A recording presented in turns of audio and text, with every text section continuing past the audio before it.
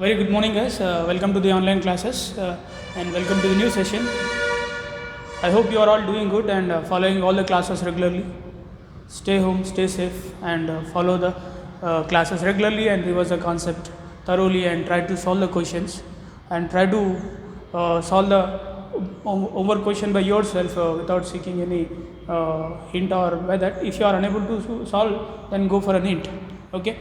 And by the last class we have completed the topic of atomic structure, and today's class we are going to start another important chapter of first few physical chemistry, that is thermodynamics and thermochemistry.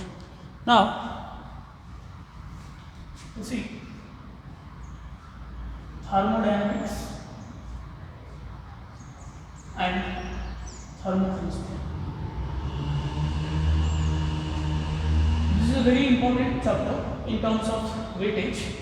It has a very good amount of weightage when you are talking about in all in types of competitive examinations. If you are talking about the NEET, it has a weightage of 2 to 3 questions weightage, that is 8 to 12 marks of weightage is carried by this particular chapter in the NEET examination. When it comes to the mains, it has a 1 to 2 question weightage, that is so the amount of weightage is very good when you are talking in number of questions as well as marks wise, because this chapter has an application in almost all other chapters of the chemistry. Thermodynamics involves in the chemical equilibrium as well as anequilibrium. It also comes in the metallurgy and also comes in the chemical kinetics, and electrochemistry also we will have the discussion about the applications of thermodynamics. Because of that reason, this particular chapter is very important for the understanding of the other chapters of the chemistry as well as for the weightage that it carries. Now let's get started this thermodynamics. It is actually we are going to discuss there are two subtopics, thermodynamics and thermochemistry. We'll see what is mean by this thermodynamics first. Right? The term thermodynamics is actually a Greek word which means thermos means heat and dynamic means flow or motion. Right? That literally means, if you see the combination of these two terms, the thermodynamics means flow or motion of heat. It means it's a Greek term which is a combination of two terms, heat and flow. Okay. Now you have to remember one thing. If you see the this year NEET paper and previous year papers also, most of the questions are directly from the NCERT. Because of that reason, you need to be perfect from line to line of the NCERT. So because of that, we will discuss each and every point of the NCERT as well as the applications which are out of from the NCERT. So whenever one topic is started, try to be perfect from line to line of the NCERT of the particular chapter. Right? Thermodynamics means flow. It means the flow or motion of heat. It is actually a branch of science which mainly deals interconversion, which mainly deals various types of energy changes that accompanies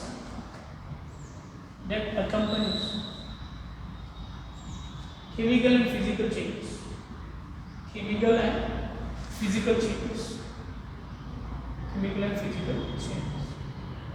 Thermodynamics is a branch of science which basically deals with the various forms of energy changes or energy transformations that accompanies the physical and chemical changes. Right?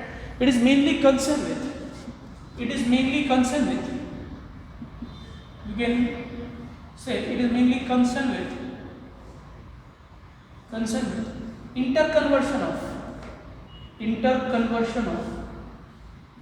various forms of energies.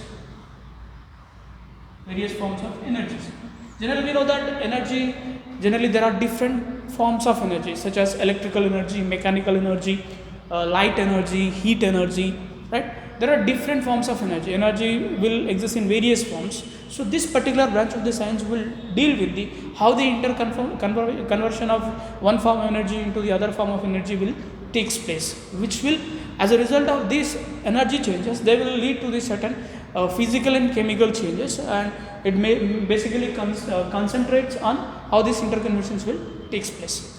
Right? This is about the thermodynamics. There is another term which is called thermochemistry. Let us see what is meant by the thermochemistry. Thermochemistry. This thermochemistry is the branch of physical chemistry. As you know, chemistry has mainly three important branches: physical, organic, and inorganic. There are several other branches, but important branches are physical, organic, and inorganic. So, branch of physical chemistry, which deals with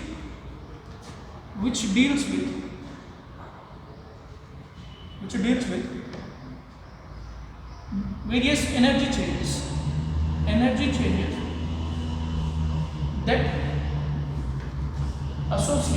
that are associated with a chemical reaction or chemical change. It deals with what are the different forms of energy changes that are associated with the chemical change. Thermal chemistry is the branch of physical chemistry which deals with the various energy changes that are associated with the chemical reaction. Alright, now it mainly focuses, this thermal chemistry mainly deals with the different aspects of the chemistry. It will try to answer various questions. Okay, we'll see what are the different aspects that it deals with. Thermochemistry deals with the different aspects of the chemical reactions. We will see one by one what are the different aspects that mainly this thermal chemistry will deal with. The definition and the terminology is clear.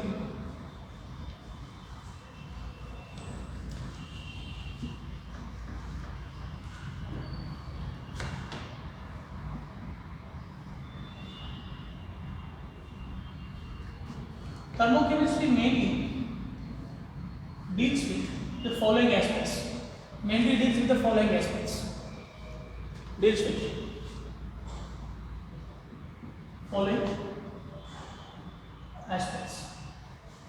The first aspect that mainly deals is that feasibility of a reaction.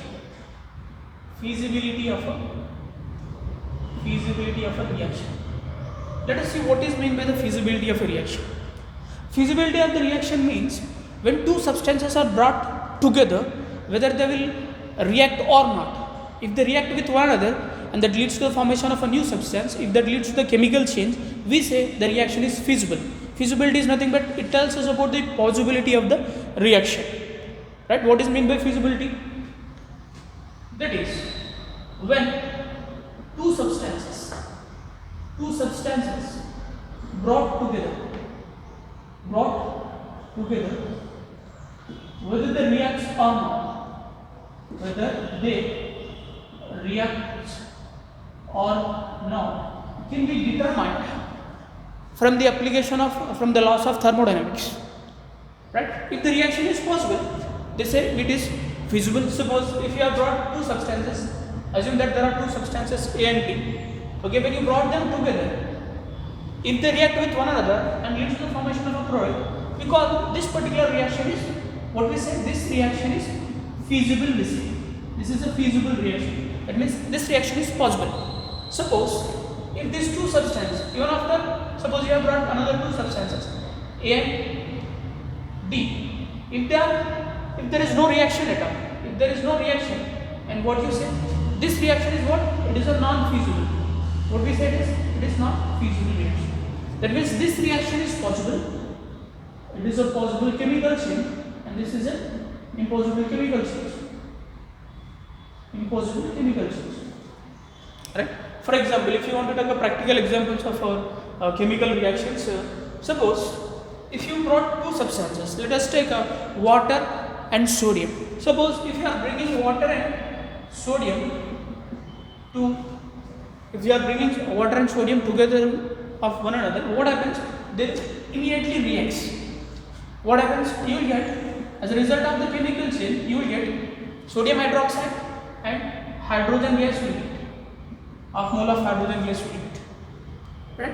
Now say we said this reaction is feasible, right? Suppose if you bring two other substances, water and gold together, instead of sodium is also metal and gold is also metal.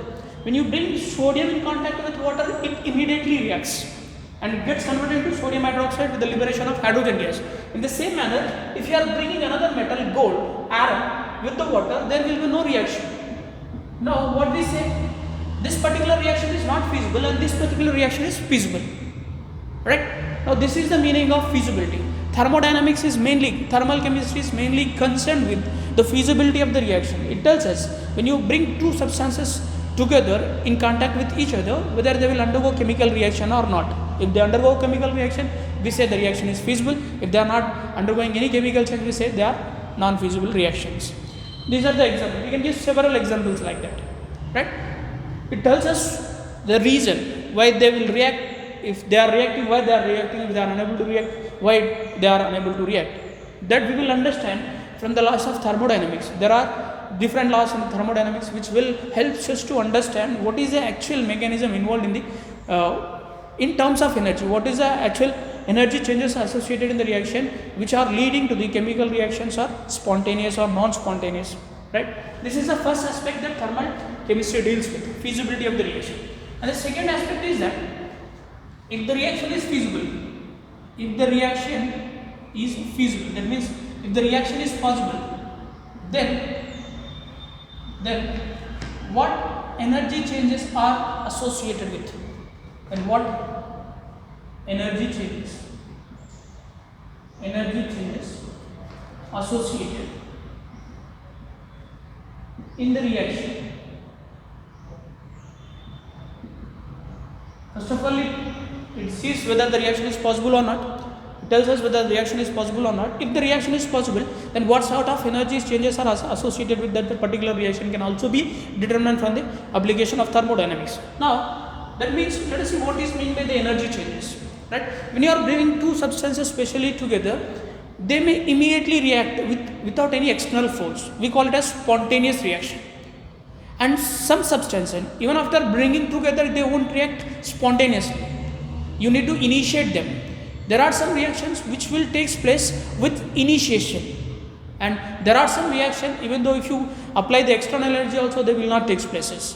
It means some reactions requires no initiation to take place, some reactions requires initiation to take place, some reactions even after applying the external force they do not take place. Now it will tell us what are the energy changes, and as a result of some reaction they will liberate the heat, they will give out the energy. But in order to take some reaction, they will absorb the energy.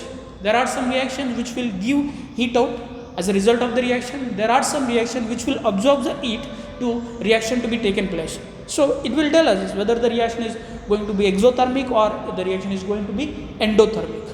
Hope you know what is the difference between the exothermic and endothermic. Exothermic reactions are those reactions which will give the heat as a result of the chemical reaction. They will liberate the heat. And whereas endothermic reactions are those reactions which will absorb the heat or energy to reaction to be taken place, right? This is a major difference between the in terms of energy changes associated with the chemical reaction. If you want to see an example, suppose if you are reacting HCl and NaOH, this is acid base type of reaction which will immediately react without any hesitation. If you are just mixing HCl and NaOH, it takes place, the reaction will happens and it will be converted into NaCl plus and H2. This is called acid base type of reaction.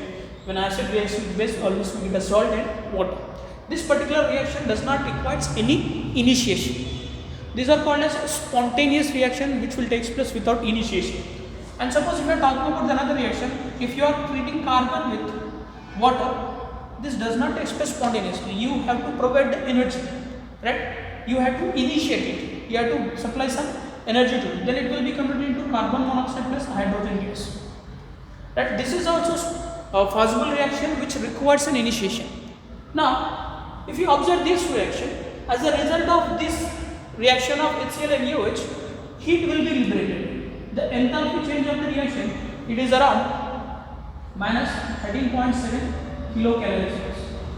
This much amount of energy will be given out when HCl react with the NaOH. Because of that reason, we say this reaction is exothermic reaction. What reaction we call it as? Exothermic reaction. Why we are calling it as exothermic reaction? It is giving the energy out. In what form it will give? It will give in the form of heat. Right? Because of that reason, we call it exothermic reaction. When you are talking about this reaction, the delta H of reaction is about 31 kilocalories. That means you need to provide 31 kilocalories of the amount of energy to reaction to takes place. It consuming the energy, whereas it is giving the energy. So this particular reaction is called as endothermic reaction. What we call it as? Endothermic reaction. So that means the second aspect that thermochemistry will deal is that if the reaction is feasible, then what energy changes are associated with the reaction? Whether it is going to absorb the energy to reaction to takes place, or it is giving the energy as a result of the reaction. This is another important aspect of the thermochemistry. And now let us see another important aspect is there. The discussion of that I better wrap the book.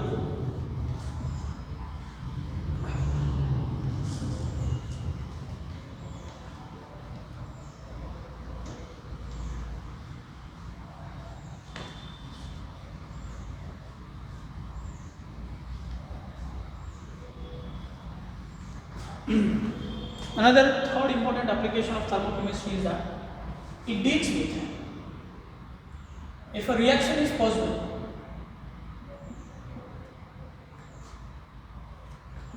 at what concentration of reactants products are in equilibrium. At what concentration of reactants and products, okay, the equilibrium is established. The equilibrium is established. The equilibrium is established. Right? See, let us try to understand what is meant by this. Suppose if two substances are undergoing chemical reaction, they may undergo completion of the reaction. What is meant by completion of the reaction? If all the whatever the amount of A and B you are using, if all these quantities being converted into C, the product, then we call it as the reaction is going for the completion. There are certain reactions which will go for the completion, right? And there is another possibility. If these A and B may also be will not undergo completion of the reaction. It may not undergo completion of the reaction. That reason what it may have reversibility. When it will undergo completion, when it will not undergo completion will depend upon various factors which we are going to discuss in the equilibrium. But here thermodynamics tells us at what concentration of reactant product and equilibrium will be established. Let us try to understand what is the meaning of equilibrium. The reaction which will go for the completion are called as reaction that goes to completion. Completion are called irreversible reaction. What they are called? Irreversible reactions. And the reaction that does not go to the completion are called as reversible reaction. What they are called? Reversible reactions. The reversible reaction, what happens? This reactant can be convertible into product, and product can also be convertible into reactants. So because of that reason, there is no completion of this. These reactions will not go for the completion. Right? There will be always interconversion of reactant into product and product into reactant. But whereas if you look at this first reaction, A and B will completely convert into C after certain time. So that we say these are irreversible reactions. These are reversible reactions. If a reaction is irreversible, at what concentration of reactants and products the equilibrium will be established? That can also be determined from the application of the thermodynamics. This is another important application of the thermodynamics. Okay, if you want to see examples of reversible and reversible, generally this reaction, acid-base reaction of NaCl and NaOH, it goes for the completion. It gives NaCl plus H2O. These will go for the completion. Right? This takes place very rapidly. If you are talking about the reaction between N2 and H2, which will give NH2, this is a reversible reaction. It may go both directions. this nitrogen and nitrogen combines to give ammonia, and ammonia will again decomposes to give hydrogen and nitrogen.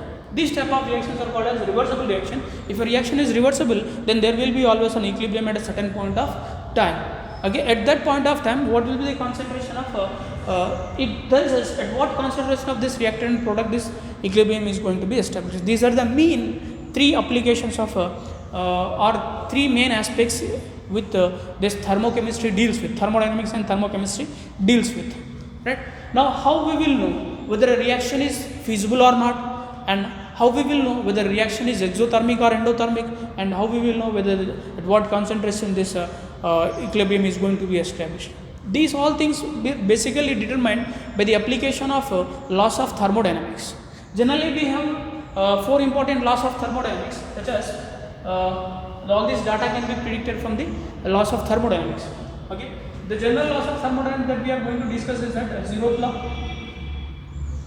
and first law of thermodynamics, and second law of thermodynamics, and what is this, third law of thermodynamics. Among these four laws, for us this first law as well as second law are important. In our syllabus we have only the definition of zeroth law and as well as third law. We don't have the much application of this third law as well as the zeroth law. We are going to discuss in detail about the first law as well as the second law. When you understand all these laws thoroughly, and if you see their application, as an application of these laws, we can predict the feasibility of the reaction, and we will be able to determine the what sort of reaction it is going to be, whether it is going to be spontaneous reaction or non-spontaneous. If it is spontaneous, whether what type of reaction it is going to be exothermic or endothermic. All these different aspects can be determined by the application of these laws. Okay. Now, this is the application of thermochemistry. This is the scope of thermochemistry with what it will deals. Right. Now, there are certain limitations also. Let us see what are the limitations. But an objective, anything can be questionable. Nowadays, the trend has changed. They are asking the questions directly from the NCERT. So, because of that reason, we need to be perfect line to line with the NCERT first. If you see this year paper NEET, there are out of 45 questions, 43 questions are from the direct NCERT without any application and without any logic. Right. And there are only 2 questions given as an application of this out of NCERT, out of the box, or there are only 2 questions. Because of that reason, anything can be questioned, anything can be made into a question from the NCERT. Any line of the NCERT can be directly framed into a question. Okay, remember this and keep this in mind and thorough with the NCERT. Right now, limitations. What are the limitations? Let us see. So far we have the scope of the thermodynamics. Now we will see what is the limitations of thermochemistry. The first limitation is that the laws of thermodynamics are applicable only for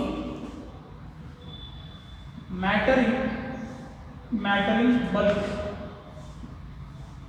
as a whole. Right?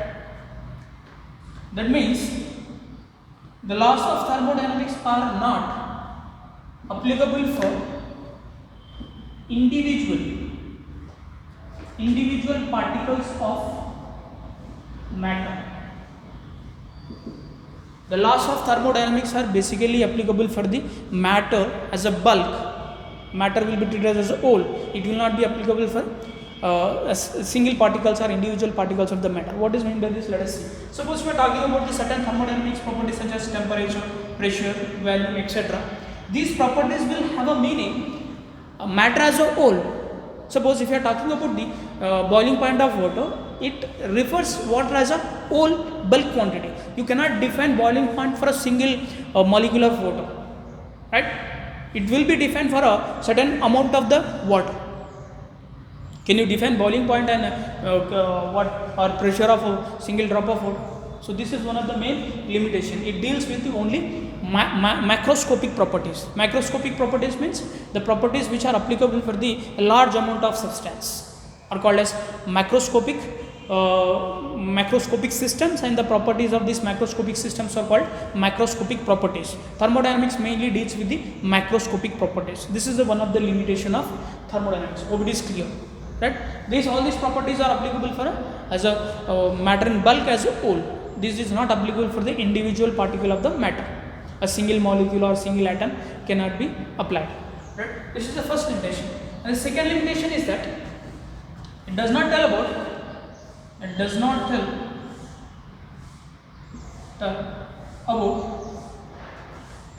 rate of reaction. It simply tells us whether reaction is possible or not. If a reaction is possible, whether it is going to be slower or faster, it does not tell anything about the rate of reaction. For example, there are some reactions which will take place without any time. These acid-base reactions, nuclear reaction, they will take in fraction of seconds. Just we are talking about the reaction between HCl and NaOH. This will take place within a fraction of seconds. NaOH is used NaCl plus water. This will take place without any time. As soon as you mix, just the reaction gets completed within a fraction of seconds. You can't even determine what is going in the reaction. There are some reactions which requires moderate time. These are called molecular reactions. Right? Suppose if we are talking about the reaction between nitrogen and hydrogen, which gives rise to ammonia, right? This requires a moderate. You can measure the rate of this reaction, right? And if you are talking about the rusting of iron is also thermodynamically possible, but it will take years of time. It does not tell anything about the rate of reaction. What is meant by rate of reaction? Whether the reaction is going to be gets completed in a short time or in a larger time or in a moderate time. It does not tell anything about the rate of reaction. This is another important limitation of the thermodynamics. Now let us see about the third one. It does not tell about at what time after initiation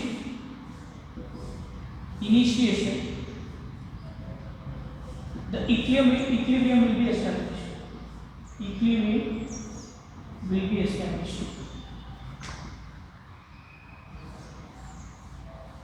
If a reaction is reversible, at what time after the initiation of the reaction the equilibrium is going to be established, it does not tell anything about this. These are the three main important limitations of the thermodynamics. There are three important applications as well as three important limitations. What are the applications?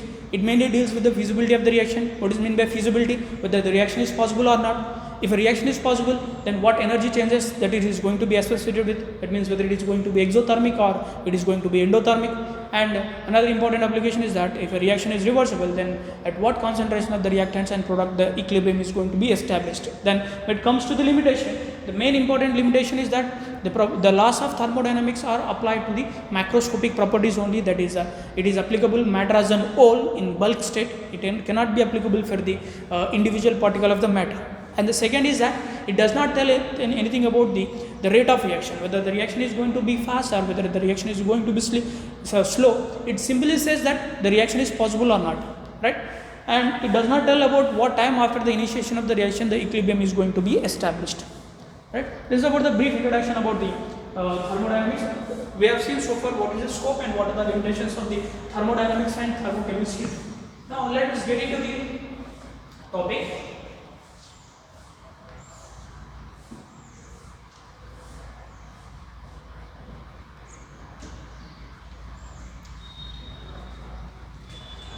If you have the clarity about the scope of the chapter, then it will be easy to understand the concept. It's this particular chapter is having so much relation with our you can relate this particular topic to our real life in so many aspects, right? There's a scope of the topic will give us like a route map, what you are going to be learn and what are the important aspects you are going to be deal with in particular chapter. The clarity of these aspects you should have. If you know the route map of the chapter, then it will be easy to have an overview of the chapter, right? Now let us see terminology of the thermodynamics.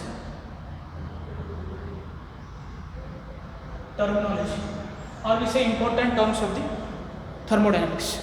Generally every concept or every topic will have a certain set of terms, right, which have a separate meaning in terms of that particular concept. This set of words are called as terminology of that particular topic, right? In case of thermodynamics, we will deal with some important terms which is called as terminology. The first term we quite oftenly come across in this chapter is a system. The first important term is called system. What is meant by system in thermodynamics? System is anything which is under experimental investigation or which is under thermodynamic observation, and any object which is under the experimental investigation or thermodynamic observation is considered as a system in thermodynamics. What is meant by system? Anything which is under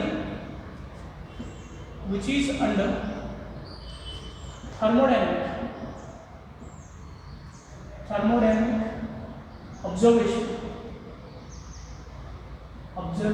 or investigation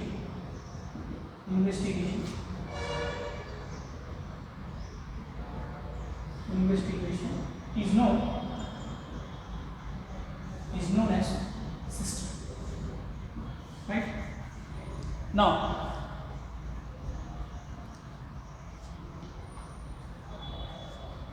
second important term is surroundings. Everything or rest of the universe, everything excluding system is considered as surroundings. Rest of the universe excluding the system can be considered as surroundings, right? Another important term we call as boundary. What is this? Boundary means anything that separates system and surroundings.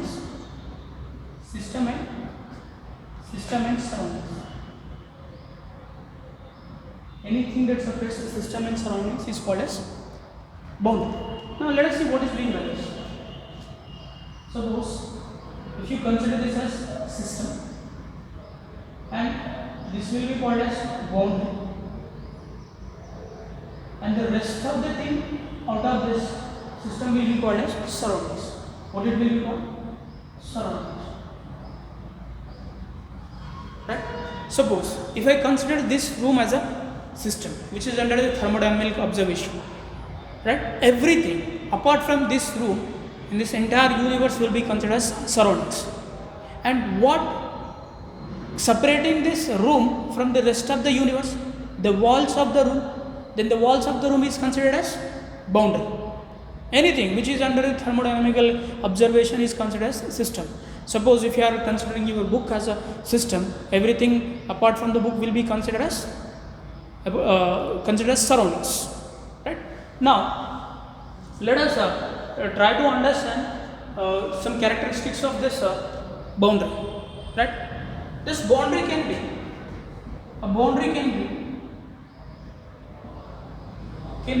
real or imaginary. A boundary can be real or imaginary, first thing. Second thing, boundary can be rigid or non-rigid. And third thing is that boundary can be conducting or non-conducting. These are some characteristics of the boundary. This boundary can be real or imaginary, right? This boundary can be real or imaginary. That means, suppose if you are considering an open vessel, assume that this open vessel contains, right? From all the directions it is having a boundary. The walls of the beaker will be considered as boundary. But if you are talking from the top side, there is no wall. This, if you are considering this as a system, you have to imagine there is also certain sort of imaginary boundary that is separating this particular system from the surroundings. That means it can be imaginary or real. Boundary can be imaginary or real. You just imagine there is a boundary. Imaginarily also we can consider the boundary, right? Now, it can be rigid or non-rigid. It can be rigid means it can be fixed or it can be flexible, anything. It can be conducting or it can be non-conducting. That means the boundary can allow the heat and electricity pass through it, or it may be insulator of heat, right? Boundary can be anything. Okay, these are some basic terms of the thermodynamics. Now, If you are talking about let us see the classification of boundaries. We are talking about the classification of boundary. Let me write here.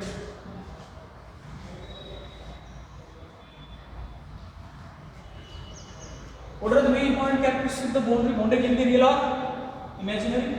Boundary can be rigid or non-rigid. Boundary can be conducting or non-conducting. Now, see types of boundaries. If you are talking about types of boundaries, first of all, let us take real and imaginary. A boundary can be real or imaginary. If you are talking about the real boundaries are of two types. Right? It can be conducting and it can be non-conducting. Right? Let us see what is meant by conducting. Right? Basically, this type of boundary, the conducting boundary allows heat exchange. What it will do? It will allow heat exchange between system and surrounding. System and surrounding. Right? This conducting boundary can also be called as diathermic. This is an important term which is also called as diathermic. This is called diathermic boundary. A non-conducting boundary. Right?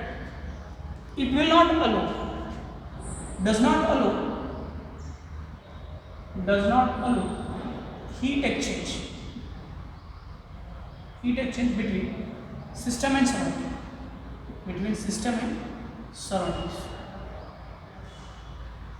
Right? This is called adiabatic. What do you call it as? If there is no heat exchange between the system and surrounding through the boundary, this will be called adiabatic boundary. What do you call it as? You call it as adiabatic boundary. Right? And if you are talking about imaginary, this imaginary boundary allows exchange of matter and heat between system and surroundings.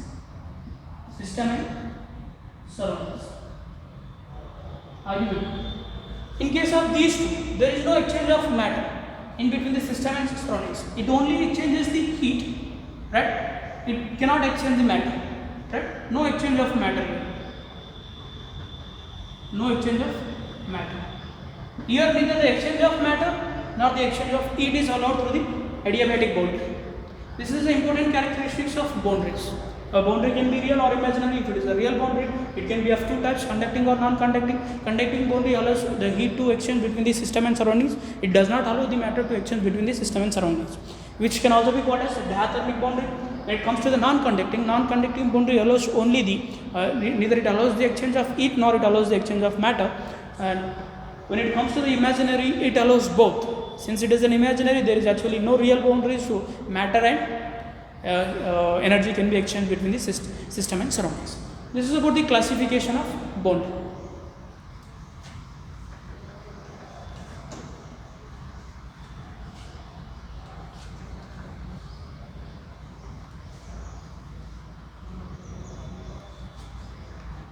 Now we will see about the types of systems.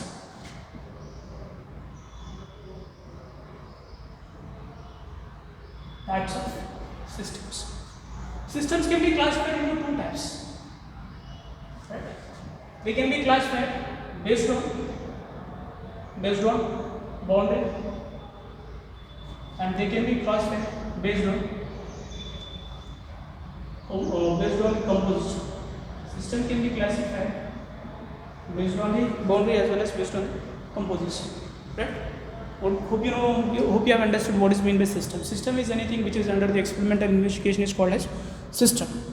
Excluding system, every aspect of the universe is considered as surroundings. Remember one thing: whenever you are distinguishing the system and surroundings, basically system will be in association with the nearest or immediate surrounding. What is meant by this? Suppose in this area, if there is so many chemical industries or so much of industrialization is there. So ultimately what happens, there will be so much as air pollution, which is going to be have near about this region only. If there are so many industrial factories here, whether the Hyderabad is going to be have any effect of this? No, because Hyderabad is far away from here. The system will be in contact with the nearest. What are the changes that are going to be there on the surroundings by the system will be observed only on the nearest surroundings. This it should be kept in the mind, right? The entire part of the universe is not going to be affected by the system. It depends upon the various dimensions, so the size of the system and the impact of the system. It depends upon the various factors, but the immediate surrounding will be in contact with the, or it will undergo any change with respect to the system. Right? Now, let us see the classification of system. Systems can be classified 3 types based on the boundary. That is, we can say open system, we can say closed system, and we can say